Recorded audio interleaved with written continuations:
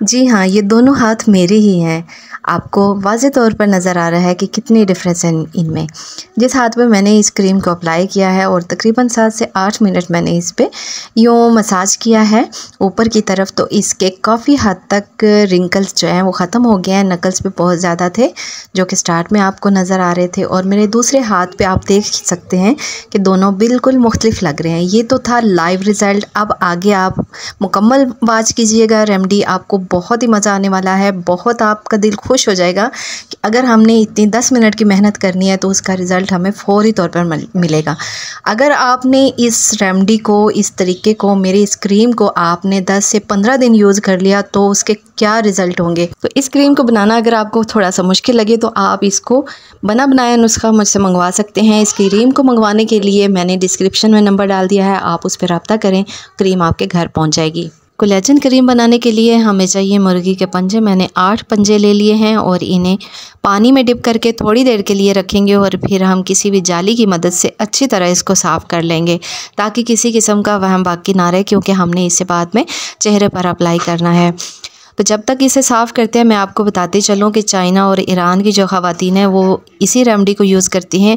وہ اس ریمیڈی کو کس طرح یوز کرتی ہیں کہ ان کو ملتا ہے مرغی کے پنجوں کا جو پاؤڈر ہوتا ہے، ان کو بنا بنایا وہ ملتا ہے، جو ہمیں پاکستانیوں کو بہت زیادہ مہنگا پڑتا ہے اگر ہم اس چیز کا کولیجن کا پاؤڈر لیتے ہیں۔ تو یورپ میں ایک کریم بھی ملتی ہے جو کہ پاکستانی 70,000 روپے بنتا ہے، 70,000 کی وہ کریم ملتی ہے، اور کام اس کا سیم یہی ہے جو آج ہم بنا کر تیار کر رہے ہیں کریم، سیم ٹو سیم، بلکہ یہ اس سے کہیں زیادہ افیکٹو ہوگی انشاءاللہ۔ تو ہم نے اس کو اچھی طرح صاف کر لینا ہے۔ صاف کرنے کے بعد اس کے نیل جو ہیں وہ ہم کاٹ دیں گے۔ مرغی سے زیادہ اس کے پنجوں میں کولیجن ہوتا ہے جو اسکن کو ٹائٹ اور اوپن پورز کو کلوز کرتا ہے، اور ہمیں ہزاروں روپے کے انجیکشن اور سرجری کریموں سے، ٹریٹمنٹ سے بچاتا ہے۔ آپ اگر اسی کو محنت سے بنا لیتی ہیں تو یہ آپ کا تقریباً 1-2 سال آرام سے چل جائے گا، یہ خراب تو ہوتا نہیں ہے۔ اگر ایک دفعہ آپ محنت کر لیتی ہیں، اس کو آپ بنا کر رکھ لیتی ہیں تو آپ کی 1-2 سال کی ٹینشن ختم ہو جائے گی۔ جسٹ آپ نے اس کو نکالنا ہے اور لگانا ہے۔ نیلز میں نے کٹنگ کر لیے ہیں، اب ان کی فنگرز جو ہیں ان کو میں نے کٹنگ کر کے علیحدہ کر لیا ہے۔ اوپر کا پارٹ ذرا سخت تھا تو میں نے چھری کی مدد سے اس کو اس طرح کسی ڈنڈے سے ضرب لگا کر الگ کر لیا تھا۔ تو اگر آپ کے پاس ٹوکا ہو تو اس سے آسانی سے ہو جائے گا، نہیں تو آپ یہ کام کسائی سے بھی کروا سکتی ہیں۔ بہرحال میں نے اس کو کافی زیادہ حصوں میں ڈیوائیڈ کر لیا تھا، اور کسی بڑے برتن میں تھوڑے تھوڑے فاصلے پر ہم اسے رکھیں گے اور دھوپ میں رکھ دیں گے اور اسے ہم ڈھانپ دیں گے کسی ململ کے کپڑے سے، یا کریپ کا دوپٹہ وغیرہ ہو تو آپ اس سے بھی اس کو کور کر کے رکھیے گا۔ بہت زیادہ تیز دھوپ میں جب ہم رکھتے ہیں چونٹیاں وغیرہ داخل تو نہیں ہوتی، لیکن پھر بھی ہم نے اسے ڈسٹ اور جرم سے بچانا ہے کیونکہ ہم نے اسے چہرے پر اپلائی کرنا ہے۔ تو تقریباً 1 دن کی مکمل دھوپ جو ہے وہ لگنے کے بعد اس کی کچھ حالت اس طرح سے تھی۔ اسے ہم نے 2 دن کی دھوپ لگوانے کے بعد ٹیسٹ کیا کہ کتنا یہ اس کے اندر نمی باقی ہے، تو آپ دیکھ سکتے ہیں کہ اس میں اتنی نمی باقی ہے کہ اس میں لچک سی آ گئی ہے۔ ہمیں ابھی اس کی لچک جو ہے وہ بھی دور کرنی ہے، بالکل کڑک کرنا ہے اس کو کہ یہ اسٹک کی طرح ٹوٹ جائے۔ اس میں بالکل بھی نمی نہیں ہونی چاہیے، ہمیں اس کو کوٹنے میں اور گرائنڈ کرنے میں آسانی ہوگی۔ یہ تقریباً 4 دن کی دھوپ کے بعد اس کی حالت اس طرح لکڑی جیسی ہو گئی ہے کہ یہ کڑک سے ٹوٹنے لگ گئی تھی۔ اس کے اندر سے جو اس کا کولیجن ہے، جو اس کا آئل ہے، آئل ہی اس کا کولیجن ہے، تو یہ آئل اس کا نکلنے لگ گیا تھا، اس کی سرفیس پہ آ گیا تھا۔ تو ہم نے اسے اب ڈائریکٹ مکسی میں اس لیے ایڈ نہیں کرنا کیونکہ مکسی خراب ہونے کا خدشہ ہے۔ کسی کپڑے وغیرہ پہ رکھ کے میں نے اس کو کسی ڈنڈے سے یا ہتھوڑی سے ہلکا سا ہم اس کو توڑ لیں گے تاکہ مکسی جار میں ہمیں پیسنے میں آسانی رہے۔ تو میں نے اسے ہتھوڑی سے اچھی طرح نرم کر لیا تھا، چھوٹے چھوٹے ٹکڑوں میں ڈیوائیڈ ہو گیا تھا۔ اس کے بعد ہم اسے مکسی میں ڈال کر اتنا باریک کریں گے کہ ہماری جو ایک سموتھ کریم ہے وہ تیار ہو سکے۔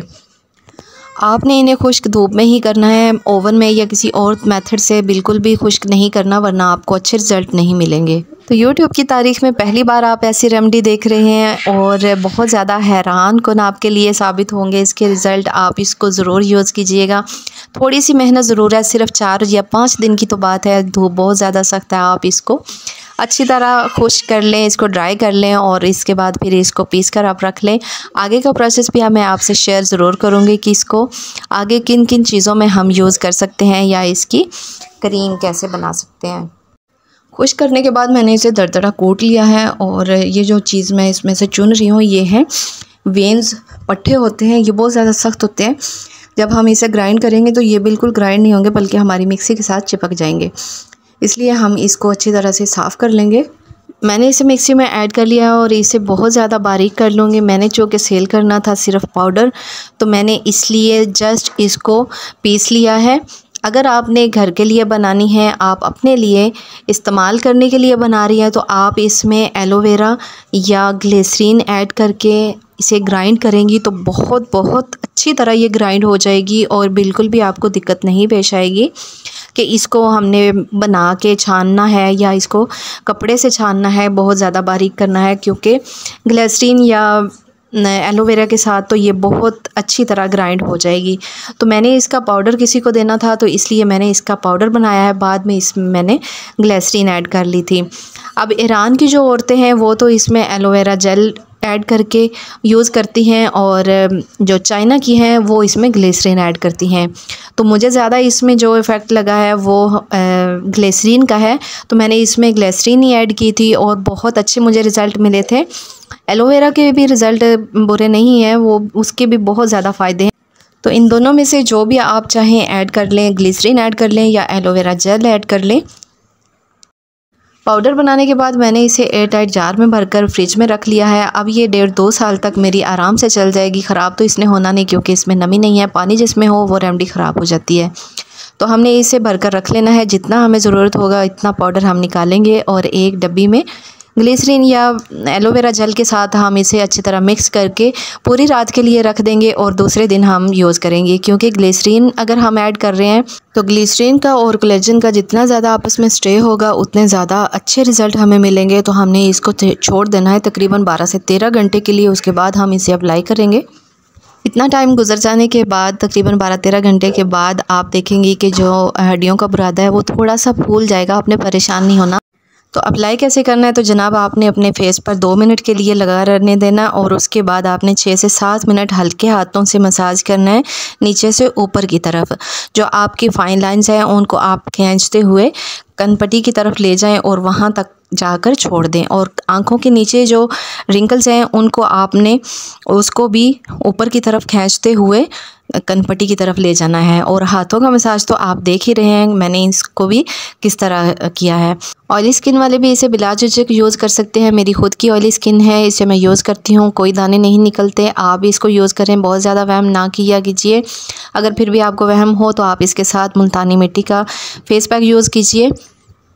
اب میں آپ کو اپنے ہینڈ پہ اپلائی کر کے بھی دکھاتی ہوں، آپ نے غور کرنا ہے کہ میرے لیفٹ ہینڈ پہ اور رائٹ ہینڈ جس سے میں اپلائی کر رہی ہوں اس میں اور اس میں کتنا ڈیفرنٹ ہو جاتا ہے آپ کی آنکھوں کے سامنے دیکھتے ہی دیکھتے۔